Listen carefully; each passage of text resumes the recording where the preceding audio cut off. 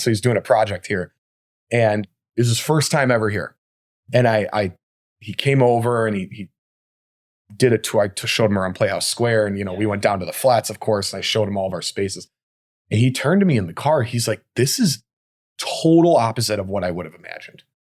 I'm like, "Yeah, it's a pretty cool place. It's not that bad."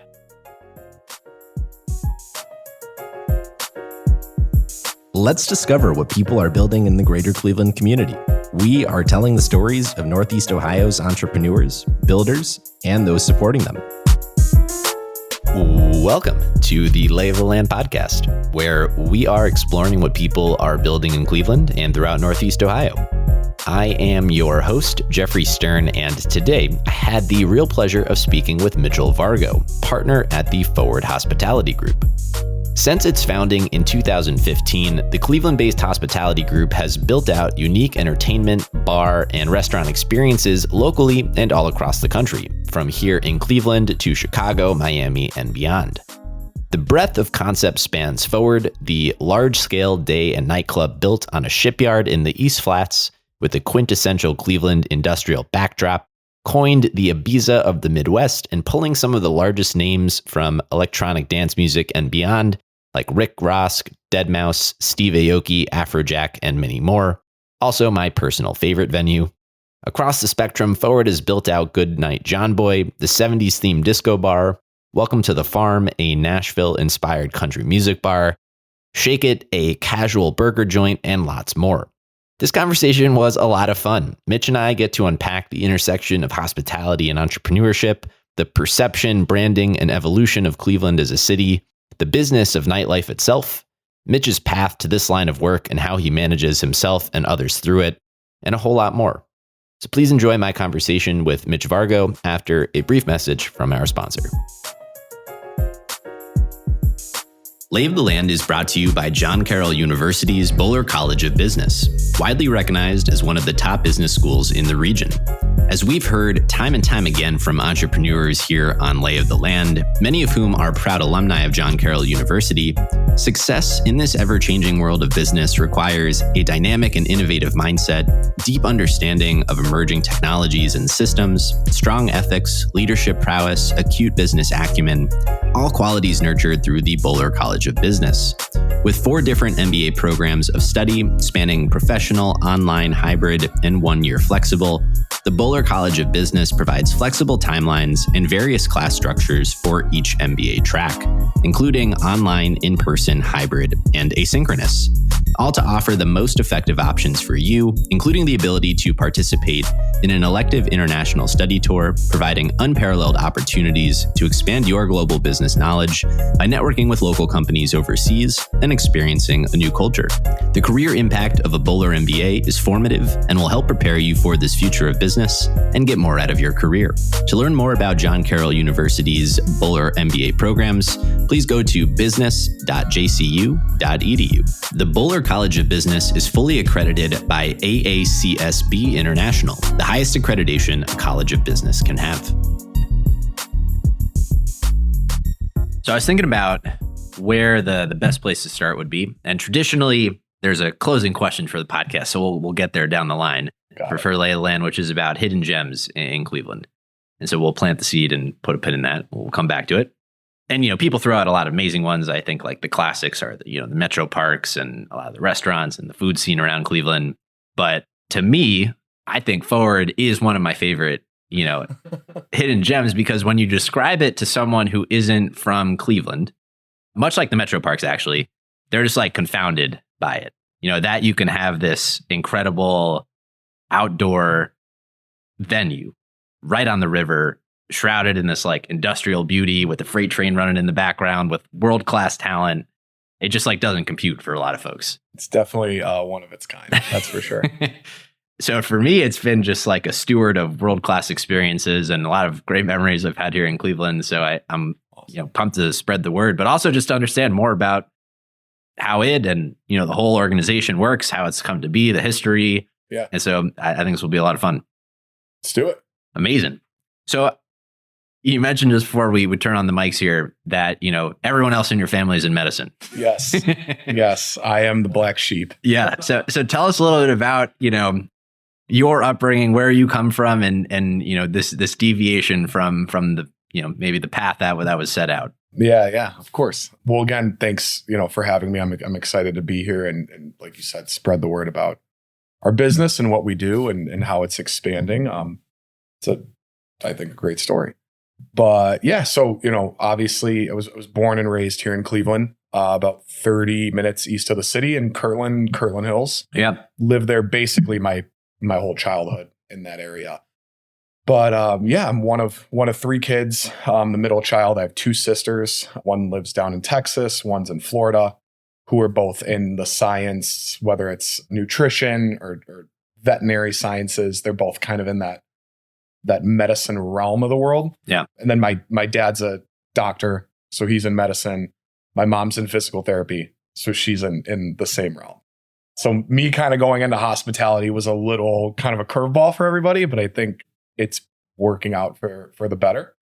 But yeah, so, I grew up here in Cleveland, went to college in Arizona. So kind of did the polar opposite of what a lot of people here do. Yeah. I didn't really feel the need to stay in Ohio and do Ohio State or Miami of Ohio. Nothing at all against people that went there or those schools or anything. I just wanted something different. That was simply it. So I went to school, Arizona, University of Arizona in Tucson for 4 years, graduated from the Eller College of Management with a major in marketing and a minor in finance. Mm-hmm. Kind of wanted to go into the finance realm of business when I entered college and quickly realized that it was not something I was going to enjoy long term. Mm-hmm. So kind of the pathway into the whole hospitality thing, long story short, was, that could be a whole podcast itself, I'm sure. But it was more so I took an internship going into my senior year of college. I had to do an internship for capstone credit.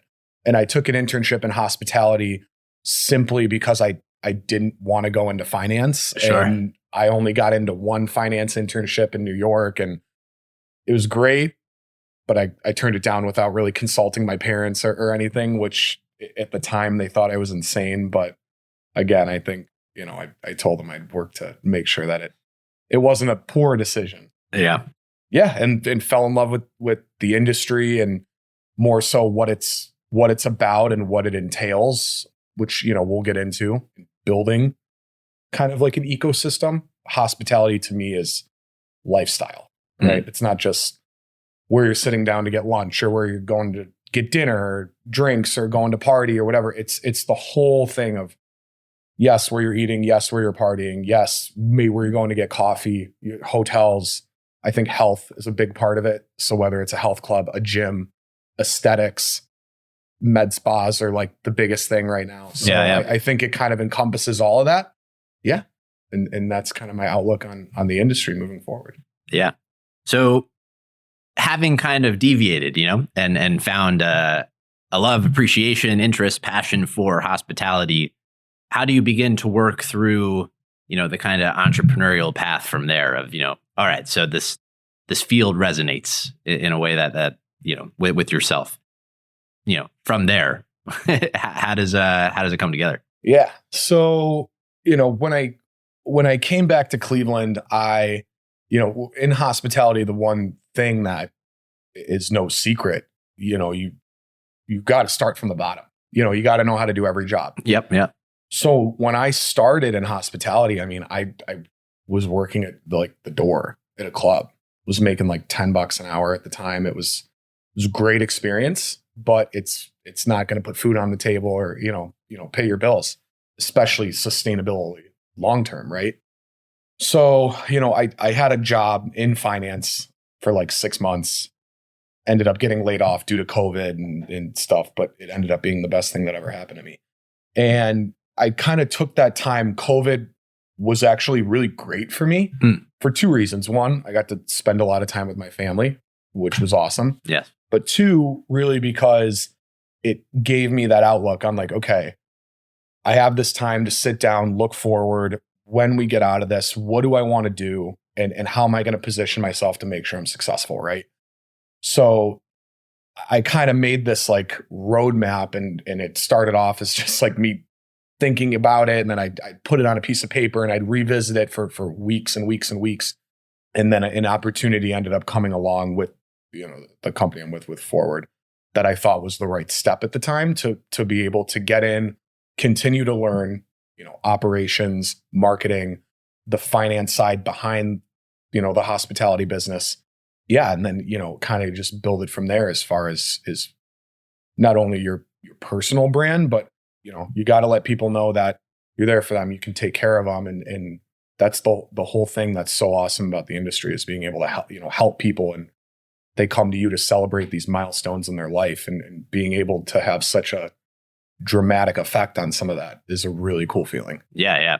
No, it certainly is, having experienced it from the other side of it. People come to those places for special, experiences. I want to do a little bit of stage setting, just at the highest level, to lay out what Forward is. Yeah. Kind of a little bit of the history of the organization, the evolution of, I think, Cleveland itself in relation to it, which I think is more relevant than it often is for these kinds of conversations, and just, your kind of whole experience through it. So to kick us off on that, at the highest level, what is Forward? Yeah. So, I would say Forward is, we're Forward Hospitality Group, but kind of deviating back to that lifestyle component. I think that's what we're transitioning more into. The company started really back in 2015 was when we like public debut type stuff. Mm-hmm. I was graduating high school in 2015. So, through my lens, I think the catapult of the growth and the different concepts and really started after COVID. Since COVID, we've launched like 4 new brands, with a couple ones that we have not announced yet coming online in the next 12 to 14 months. Yep. So, I think it's a lifestyle company that is right now really ingrained in hospitality, from the nightlife side, but also the food and beverage side. So, we obviously, Cleveland being our HQ, we're currently in Cleveland, St. Petersburg, Florida, Chicago, Columbus, soon to be Miami. Recently, we signed a lease in San Diego that is public, but we're not, the concept we're going to do is not public. Mm-hmm. And then again, just more stuff coming online that is not announced. So, we have Forward, obviously, the mothership of the whole company. Yeah. 20,000 square foot, fully outdoor, open air, day club, nightclub experience here in Cleveland. Like you said, it's right on the water. It's built out of old shipping containers. The inside is, modernized with a pool and 36 tables, and you have room for, 850 plus guests. It's a pretty special space, and obviously features some of the biggest talent in the world. Mm-hmm. Right across the street, we have Goodnight John Boy, which is our, kind of 70s throwback disco themed club. The whole shtick is, we kind of say it's like when we were growing up, it's like our grandma's basement. Yeah. So it's got LED dance floor and obviously huge disco ball and shag carpet and cocktails, themed around that era. We have a few of those. We have another one in Columbus. One of our unit in Chicago is a John Boy, and we have one in St. Pete. A couple of them do have food components, so that food component is kind of like the cocktail one, where it's kind of geared around that era. Yeah. Welcome to the Farm, which here in Cleveland is also right across the street, kind of catty corner to each other. That's like our live music Nashville style bar. Chase Rice is our partner on that. It's exactly what you'd think you'd get on Broadway. 2 huge bars, a big giant dance floor, a few tables for bottle service, live music every night. That venue has a pretty cool like barbecue-esque component to it. So we do a lot of not only a la carte barbecue, but smash burgers, fried chicken sandwiches. We do a brunch for Browns games that incorporates mimosas and some really fun items. And then upstairs in Cleveland, and then soon to be in St. Petersburg, we've announced it. Yeah. We have the Glamper concept, which is kind of, the shtick of like, it's a really fun backyard cookout party. So again, food component at both of those, they kind of are geared around that. It's more so burgers, a lot of dips. We have some fun items coming on for that are going to kind of be like the hook items at those units. And then just a really approachable cocktail program there. And then, of course, is all of our venues, bottle service is available if you do want it. Yes. So, wow. Yeah. So that's what we have online right now. We just literally this morning on my way here at 11:30, we announced Shiso down in Miami is coming online. That's going to be a massive food and beverage operation. Chef Raheem Seeley down there. He's a massive, very influential barbecue down in Miami. So he's going to be our partner down there heading the food. That's coming online here in the next 6 months, which is going to be awesome. Very exciting. Yeah. And then a couple other things that we haven't announced yet. Yeah. Amazing. So with this kind of, eclectic breadth of portfolio offerings that you have, if you will, I'd be curious from the kind of entrepreneurship standpoint, grounding it in, what is the problem to be solved? And understanding a bit, back in its origins and, around 2015 or so, like what is the state of nightlife in Cleveland? How has it evolved over time? How is the opportunity for this really, diverse set of offerings, conceived of, thought about, the inspiration, motivation to kind of realize, a decade later, this kind of awesome set of experiences? Yeah. I think, Forward's kind of in its own silo. The thing that really influenced that space was day life, right? So, in markets like Vegas, in Miami, you started to see a lot of these, clubs pop up, but instead of being open from 9 p.m. at night till 2, 3 in the morning, they were doing parties from 1 p.m. till 7 p.m. And you saw a whole, wouldn't say a different crowd, but a lot larger slice of the pie of the older, more, young professional, but maybe married with kids going out because they were able to, because it was during the day rather than at night, right? Yeah. So, my partners kind of saw that evolving a lot elsewhere and wanted to bring it to Cleveland. It was definitely before its time, for sure. Yeah. Everyone thought they were crazy. And then, the other concepts, I think, each of them has its own kind of reason why we did it. The farm, for example, right? We saw that a lot of people from Cleveland, everyone's going to Nashville. Bachelor, bachelorette, birthdays, girls' weekend, boys' weekend, whatever it was. Yeah. Nashville's like the spot, right? So if people are spending money to go from Cleveland to Nashville and they're flying there and then they're spending money on a hotel or on an Airbnb and then they're going out to these bars, some of them you have to pay a cover, some of them you don't. There's an opportunity for that in Cleveland, right? Absolutely. So, that kind of came along and, sometimes a space falls into our lap and we have to figure out how to make it work. But that's the beauty of it. You have to know what the market wants and you have to deliver on it. And sometimes we've done things that maybe haven't been as successful. And the great thing about it is we've learned, you pivot fast and, you turn it around to make it a win. I think that's a big part of it. How would you describe the state of hospitality and nightlife in Cleveland? And how has it evolved over time? How would I describe it? I think right now it's still a very approachable thing. Yeah. The Cleveland market, I mean, it's no secret that it's not as seasoned as a New York or an LA, Miami. One of the things that we're seeing in a lot of the big cities that I hope will eventually evolve to Cleveland, and I think it has to a degree, but I don't think it's fully blossomed, is kind of the vibe dining aspect, right? So you're starting to see people don't want to go to dinner and then get in an Uber and go to a club, right? Or go to a bar or whatever it is. They want to go somewhere where they can get dinner, they can sit down, they can get cocktails, and it kind of creates more of a vibrant atmosphere after dinner where they can just stay and do exactly what they were going to do elsewhere there. It's just easy access, right? Comprehensive experience. Exactly. I definitely think people are getting into it in Cleveland, and there's spots that just have awesome awesome vibes that, everyone likes to go for that specific reason. But I think it's still very approachable. A lot of the places that you see that are consistently packed have something for everyone. It's not anything like you would see in some of these big cities. There's not a lot of places that are super hard to get into, or places that charge a crazy cover at the door. And so I think it's a pretty approachable market for sure, but definitely evolving. Yeah.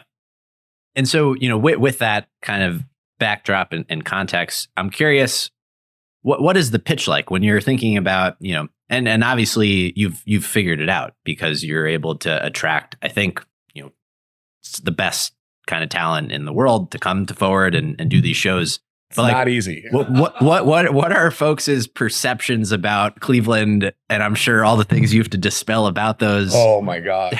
I have stories for days about this. When we reach out, so my partner, Dante Deanna, he started booking, Forward right when it opened back in 2015. So he's been a major part at kind of cultivating those relationships and working with buyers and agents. And he's kind of in that world too, where he's a DJ himself. He's involved in Barstool. So he has his hands in a ton of things, and I obviously came into the mix a couple years ago on that front.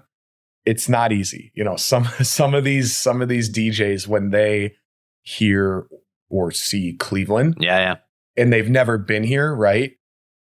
We've gotten some pretty funny responses. I mean, totally honest, some people just pass. They don't care how much money it is. They don't care. They just say pass. We're good. A lot of the times, now we have a comprehensive deck with our marketing, our end of the year videos, recap videos from previous years, 4th of July, or, whatever it is that we send over. And now that we've kind of built this Rolodex of talent, a lot of people, basically, everyone will entertain it, at least now, because if you get so-and-so to play your venue, then it's a credibility thing. Yeah. But it definitely was not easy.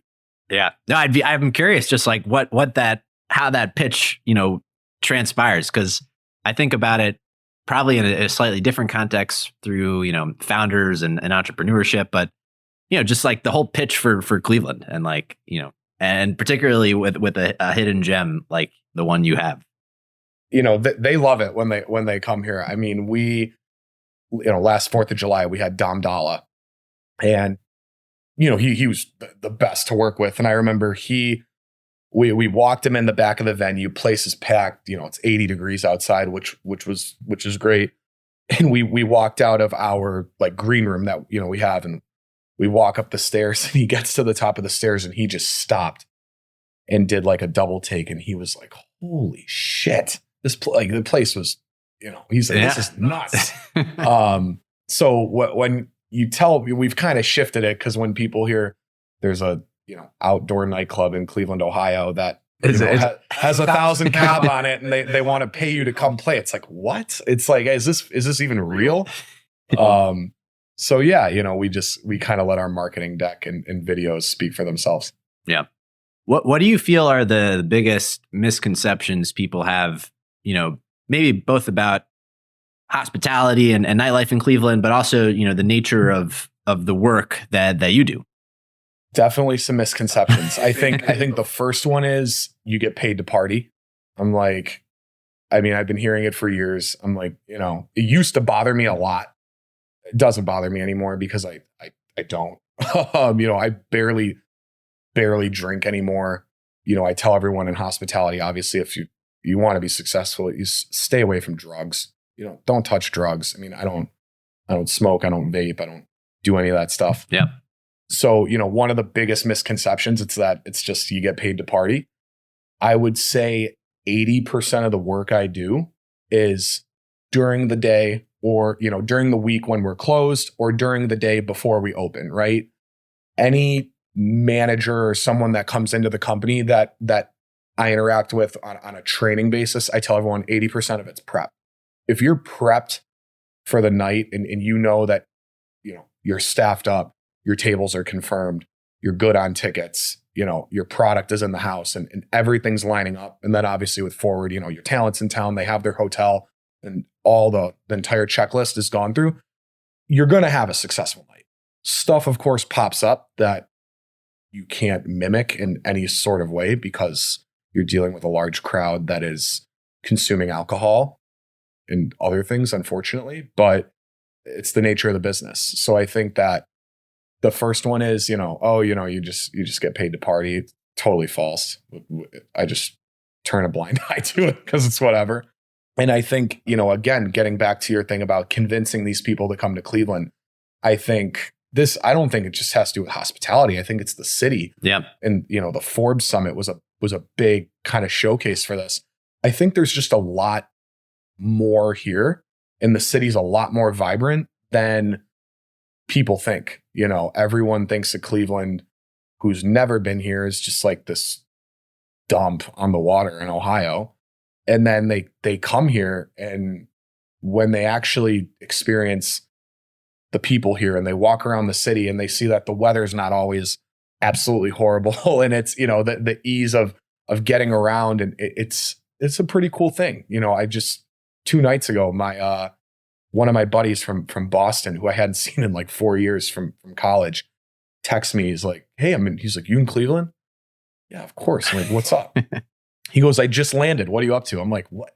He's involved in real estate development, so he's doing a project here, and it was his first time ever here. And he came over and he did a tour. I showed him around Playhouse Square, and we went down to the flats, of course, and I showed him all of our spaces. And he turned to me in the car. He's like, "This is total opposite of what I would have imagined." I'm like, "Yeah, it's a pretty cool place." Yeah. It's not that bad. It's not that bad. I found it's, for folks, probably the most pleasantly surprising place that they have been to. Everyone that I knew that was here for the summit from out of town said the same thing. It's way cleaner than they expected. The people are super nice. The food scene is awesome. I'm like, you guys just got to give it a shot, Just give it a shot. Give it a shot, yeah. So when y'all are, conceptualizing some of these places that ultimately have come to fruition, like, Glamper, for example, I'm curious from, the business side of it, in advance strategy, what was the kind of diligence that's done in advance of a launch? How do you kind of like test the market? Obviously at a high level, I can totally understand how something like a Nashville vibe can resonate, here, but like, what does it actually look like in advance of, putting one of these concepts together and actually launching it, from kind of soup to nuts, what it all looks like? Yeah, I think, the first thing that we kind of look at is, do you have a space first? Yeah. Because part of it, typically you have a great concept, you find a space for it. But sometimes you have a space and you have to figure out what concept to put there. That's the harder one. Because if you go into something, you know exactly what it is, you know exactly what type of drinks you're going to serve, the food, the vibe you want, the layout. It's way easier to go to a broker, find a space, and execute on it, right? Someone gives you a space and just says, make it work. That's the more difficult one. So, we typically, we get in a room. Yeah. We have a conference room at our home office. And like you said, first, we kind of just talk about what's working right now, right? Do we want this to be more food and beverage based? Do we want it to be more nightlife based? Depending on what we decide, what is working in other markets, we look a lot at Columbus, Chicago, Detroit, Pittsburgh, the surrounding areas. We're not going to go to LA and find something working in LA and try to bring it to Cleveland because it probably wouldn't work. So we sit down and we don't worry yet about name or any of that. We kind of develop, okay, how do we want this place to feel? We get kind of the textures and tones of colors and the visual side of it. And we build everything around that. We build, the furniture, the aesthetic, the food menu, the cocktails. And typically for us, the name is one of the last things. It's very rare that we go into something with a name and build everything around that. It's happened, but it's not something that we typically do. So kind of assess what's working in other markets that we would look at it is comparable. Like you said, Nashville, that's literally what we did for the farm. We found the space and built everything around that. Lay of the Land is brought to you by Impact Architects and by 90. As we share the stories of entrepreneurs building incredible organizations in Cleveland and throughout Northeast Ohio, Impact Architects has helped hundreds of those leaders, many of whom we have heard from as guests on this very podcast, realize their own visions and build these great organizations. I believe in Impact Architects and the people behind it so much that I have actually joined them personally in their mission to help leaders gain focus, align together, and thrive by doing what they love. If you too are trying to build great, Impact Architects is offering to sit down with you for a free consultation or provide a free trial through 90, the software platform that helps teams build great companies. If you are interested in learning more about partnering with Impact Architects or by leveraging 90 to power your own business, please go to ia.layoftheland.fm. The link will also be in our show notes.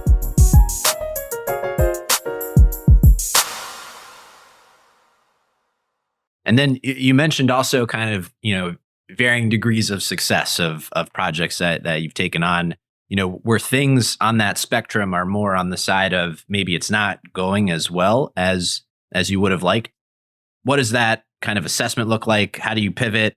How do you kind of like turn the ship towards, where ultimately you would like for it to be when it's not quite, as a success out of the gate as you would have liked? Yeah, I think, obviously, so in hospitality, sometimes, even stuff that's profitable isn't necessarily a great success, right? Perfect example, one of the biggest things that we've learned is like, one, I hate to use the word failing, because failing, you get all these negative connotations of it's not profitable, it has a horrible reputation. One venue that needs a ton of attention is more of a time suck for us than 4 or 5 places that are just crushing it. So for us, it's deviating our time to that, because it takes away from the things that we have that are successful in the company. And we don't want those to obviously fall off the edge, right? So, perfect example, we had a space in Shaker Heights. We had it for a couple of years, and we opened a restaurant with a chef that was here in Cleveland. This was pre-COVID. It ended up not making it through COVID due to a lot of things that were totally out of our hands. Yeah. So, we still had the space. We pivoted. We saw that the market hall across the street was just crushing it. Yeah. Very approachable, a lot of business hours lunched, and we wanted to mimic that. We did a fast casual burger spot. It was burgers, chicken fingers. We had some salads, milkshakes, something that you could go get a quick business lunch at. It was approachable from the side of the food, the price point, and also something that, you could get dinner with your family. Yeah. Because there's a lot of families in that area. Unfortunately, we just weren't able to make it work. It's not that the venue was just like an absolute pit of, burning money, because it wasn't, but it was such a time suck for us to get just a tiny bit of juice out of that. It just came to the point where we just ended up having to let go of the space. And that's the beauty of hospitality. I mean, sometimes other people can make a space work that you can't, and vice versa. Sometimes we can make a space work that other people can't. I mean, it's the nature of the business. So I think the biggest thing about noticing how to pivot and noticing maybe a project isn't as successful as you would like it to be, after trying a few things and realizing that your time is being spent there when it could be spent at the places that are really producing, or even going to scale those business units, find something new to start a new concept that you think is going to work, or something like that. That's the biggest thing for us, is the time, because it takes a lot out of you, and there's only so many of us. No, it makes a lot of sense. I mean, typically I think about it, from a product management standpoint, which there's interestingly a lot of parallels, but you experiment, and then ultimately you double down on the things that are working, and you try and figure out how to spend less time on the things that are not. There you go. It's scale efficiently. Yeah. Well, so over time, as Forward has kind of, call it, widened the aperture to, think more holistically about, not just geography as you guys have expanded, but also, maybe lifestyle overall. Mm-hmm. Tell us a little bit about, the vision. What is Forward Hospitality Group look like tomorrow? And what is the kind of vision for it? Yeah, I think, kind of what it looks like tomorrow. Right now, we're really working on scaling the John Boy business units and the Welcome to the Farm business units. I think those are kind of our two concepts that they're performing great, but they work in a lot of markets because it's very approachable and it's something that everybody wants. And we've seen that because we have more than one of each business unit in different markets. So that's kind of what we're focused on right now. I think kind of down the line, 1 year, 3 years, 5 years, it's always a moving target. I've learned that stuff in this, industry moves so fast, and deals come your way that you never thought would come your way, and deals that you thought were going to be a smash success end up falling through, and they don't even happen. But I think that the overall picture of it, like you said, is kind of focusing more on that lifestyle component. And, I hope one day down the line, I hope we can have, 50 plus operating venues of multiple different concepts. I personally would love to get into the hotel side of things, really into like the health club side of things, aesthetics, that whole kind of, like I said at the beginning, hospitality and lifestyle. So whether that happens, I don't know, but that's kind of the dream world, right? Is to, when you go to, whether it's Cleveland or St. Pete, or, we're going to be in Miami soon, like, you come have dinner with us, go blow off some steam at one of our bars or clubs. And we kind of have that ecosystem of all the places you go to. We're providing you with that experience because that you're going to get something that's not only consistent, but something that's great and memorable and worth your money. Yeah. Going a level deeper on that one, knowing a lot of this, as you mentioned, is kind of like a moving target. How do you think about what success ultimately means? And like, in retrospect, what is the kind of impact you would like to have, and just underlying all of that, what motivates you just personally? Yeah, I think, success is a funny word, right? Because I think I truly believe if you lined 50 people up on the wall and you said, what does success mean to you? You'd probably get 50 different answers. I'm sure there would be a ton of overlap between a lot of them, but success it has different meaning to every single person. From an impact side and success side, I don't focus on money. That's not, I think when a lot of people hear success, they think money or you want to have a ton. It's not about that. I think I'm doing what I know that I'm good at, and I'm doing what I know that I can continue to be good at and get better at over a long period of time. So I think it's more so, being able to not only get better at hospitality and the lifestyle side of things, but just being happy and doing what I want to do with the people I want to do it with. From an impact side, I hope to build one of the biggest hospitality groups in not only the country, but the world. International expansion is definitely on the list for us. And it's something that I think, my partners and I are extremely aligned on, is that we're all kind of on the same path, and we want to build the same hospitality group of just this mega house of different concepts. It's not going to be easy, and it's not going to happen overnight, but, leaving kind of an everlasting impact on the industry, and you build a concept that lasts 25, 30 years, or, whatever, which is the goal, of course.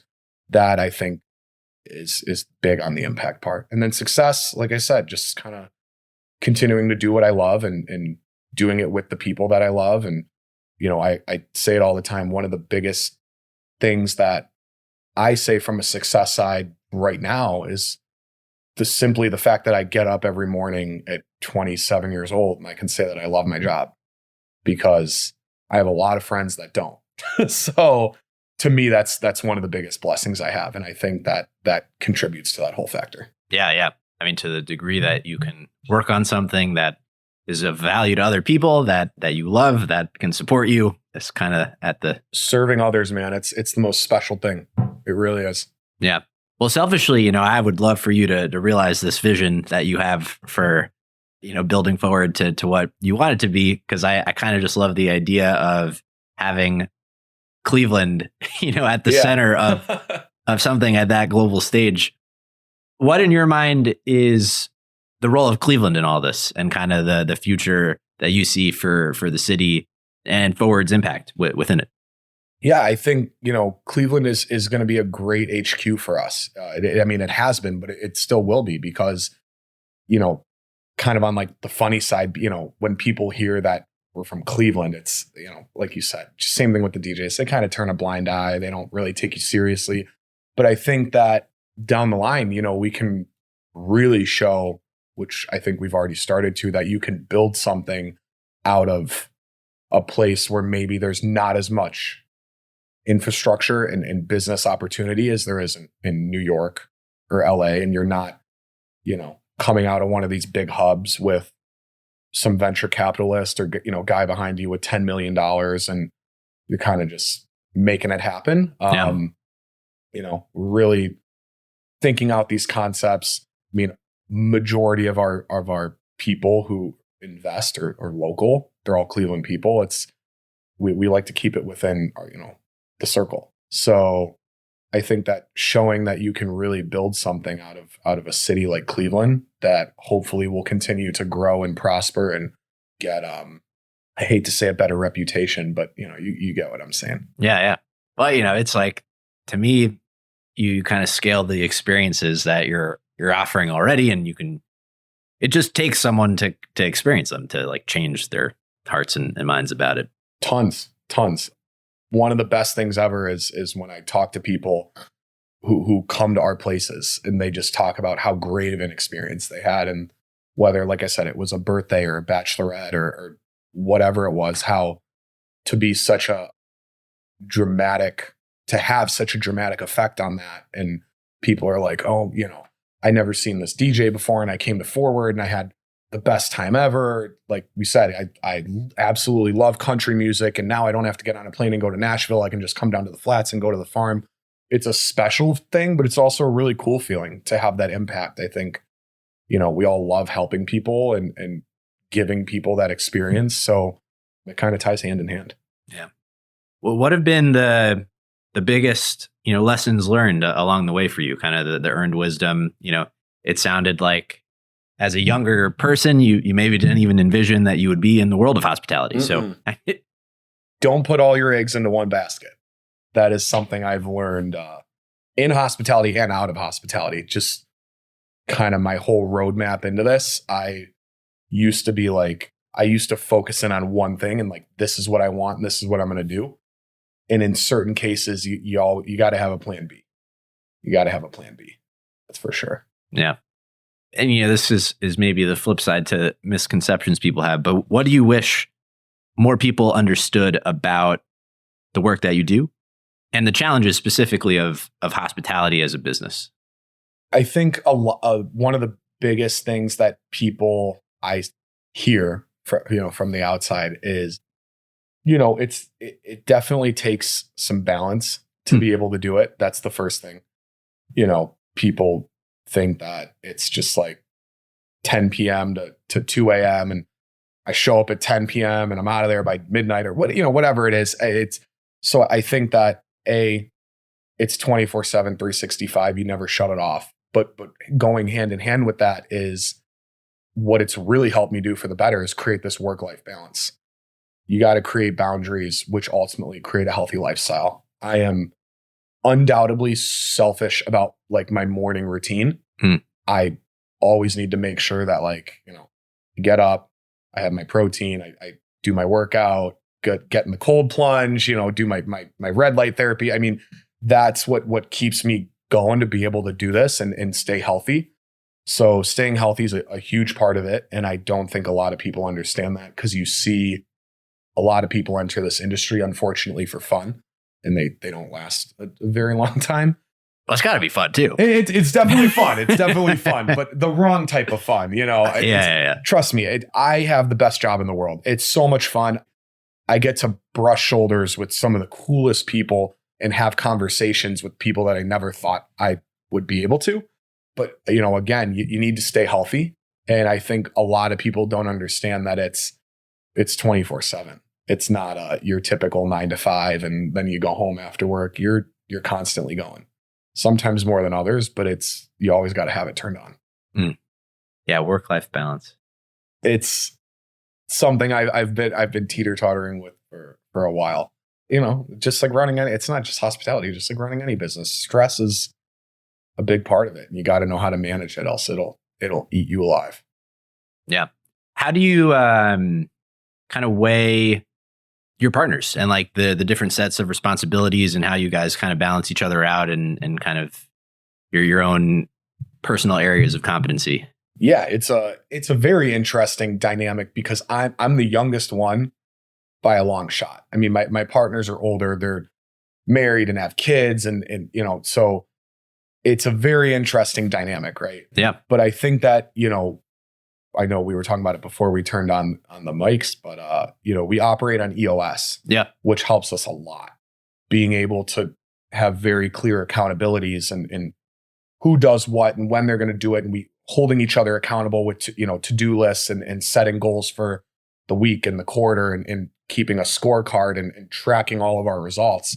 That's one of the big things for us is making everything measurable, right? We say, well, how is that measurable? How are we going to measure it? How do we know it's working? And we build it off that. So, kind of how we weigh each other, obviously, is, I'm more so the like boots on the ground operations, guy here in Cleveland. I'm involved in some of the other concepts, but obviously I can't be in two places at once. Yeah. But really, Cleveland, I mean, this is my HQ. It's my home base. It's where I am, and we have another partner of mine, Dante. He's the one in Chicago. Aldo, he's was in Columbus. He's down in Miami, and then we have, Bobby, who handles kind of the investor side of things. And he's kind of the chief, operations guy, really overseeing a lot of the things over multiple markets. And then Michael as well. He's kind of we use the word visionary in EOS. So he's kind of the one that's constantly on a plane and scouting new locations. And, we're constantly talking daily in these group chats, what's working, what's not, where do we want to look. It's about, certain spaces we have looked at and stuff like that. Yeah. Yeah. No, that's fun. Are there any parts of the business, your own journey, that you feel are particularly salient or important that we haven't talked about that you would want to kind of bring forth to this whole discussion? Nothing specific comes to mind. I think it's just, I tell people, if you want to get into hospitality, you have to have the work ethic. But again, it's parallel to a lot of things in business. If you want to build anything to have any sort of relevance and be able to make an impact on a customer, an industry, or, and build that up, it's all about work ethic. One of the things I tell people, which I stand by, is not a single person will ever outwork. I'm a competitive person. Nobody will outwork. So that's the one thing about hospitality that a lot of people, I think they tend to kind of undermine it, and they don't take it as seriously as they should.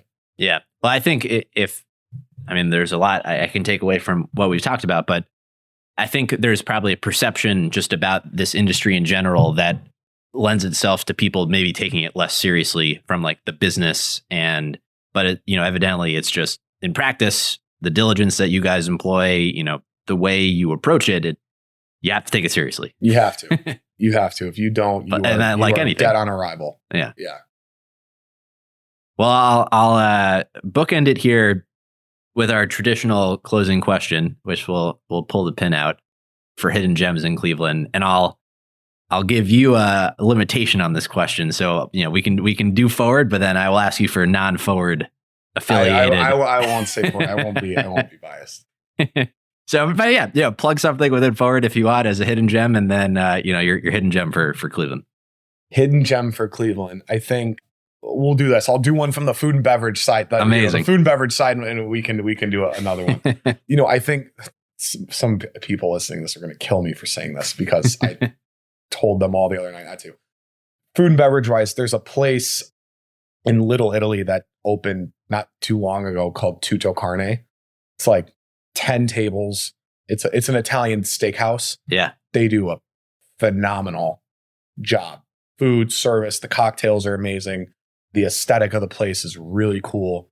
We've been going there a lot. And I tell everybody when we go there, and not tell people. Yeah, I was there the other night with my partner Dante and a couple friends of ours. And he's like, I can't believe I haven't heard of this place. Like, this is amazing. I'm like, don't tell anybody, because the second people figure this out, I'm like, we are so fucked. Yeah. Like, it is so bad because we're not going to be able to get in. But so I would say food and beverage wise, that's my hidden gem. Yeah. My hidden gem that's not a food and beverage place. You know, one of the places that out by where I grew up that I used to go to a lot when I lived out at my parents', whether it was to walk my dog or, you know, go on a walk with my mom or my sisters when they're in town, or sometimes when I just need to go clear my head and be in like a quiet place. I always say Chapin Forest. You know, it's beautiful out there. The views are really cool. It's tucked away in Kirtland, so it's not really ever packed. And it's just, you know, the right time of year. It's a beautiful sight to see. Amazing. Well, thank you for sharing. Absolutely. Really appreciate you. Nobody you go to Tuto Carmen. Yeah, I know. Well, nobody go. Well, we got a little bit of time buffer here, so hopefully it's you got a few months. Yeah. Enjoy it while it lasts. Exactly. Well, Mitch, thank you for coming on, sharing your story, more about what you're doing at Forward. It's awesome stuff. Appreciate it. Thank you for having me, Jeff. Absolutely. If people had anything they wanted to follow up with you about, go to, you know, anything under the Forward Hospitality Group umbrella, where would you direct them? I would say follow us on Instagram, you know, Forward Nightclub, Welcome to the Farm, John Boy. If you're in Miami, Shiso Miami just dropped today. Follow us on Instagram. And, you know, and me, reach out to me. It's just, you know, Mitch Vargo. More than happy to welcome new people into the venues, take care of them, and kind of, you know, give them a great experience. It's what I do for a living. That's all for this week. Thank you for listening. We'd love to hear your thoughts on today's show. So if you have any feedback, please send over an email to jeffrey@layoftheland.fm or find us on Twitter @podlayoftheland or @sternjefe, JEFE. If you or someone you know would make a good guest for our show, please reach out as well and let us know. And if you enjoy the podcast, please subscribe and leave a review on iTunes or on your preferred podcast player. Your support goes a long way to help us spread the word and continue to bring the Cleveland founders and builders we love having on the show. We'll be back here next week at the same time to map more of the land. The Lay of the Land podcast was developed in collaboration with the Up Company, LLC. At the time of this recording, unless otherwise indicated, we do not own equity or other financial interests in the company which appear on this show. All opinions expressed by podcast participants are solely their own and do not reflect the opinions of any entity which employs us. This podcast is for informational purposes only and should not be relied upon as a basis for investment decisions. Thank you for listening, and we'll talk to you next week.